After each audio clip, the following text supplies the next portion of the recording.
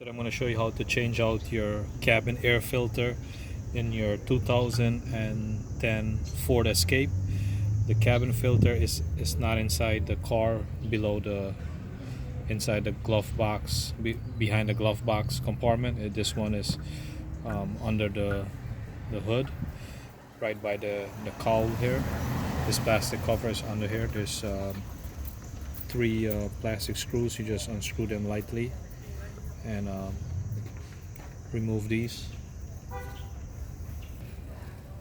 Okay, so you're gonna, once you remove the three plastic screws, you gently lift this up. There's a weather stripping here.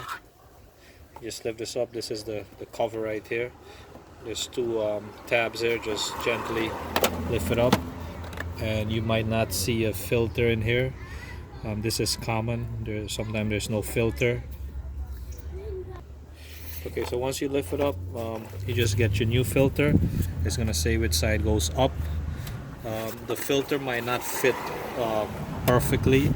It's gonna fit like it's not the right size. A little awkward, but this is the filter.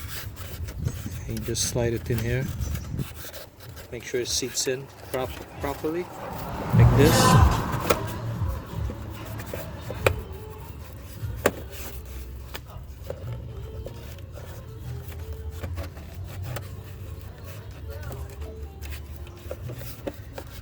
And then you cover it back. Make sure these tabs fits in this notch here, and also in the back there's this cover here has these tabs here.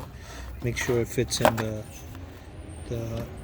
notches in the back to seal it off properly.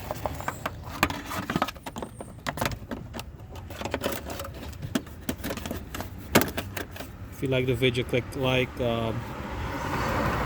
thumbs up, share the video, subscribe to see more videos, and make sure you put back the screws before you close it up. And thanks for watching.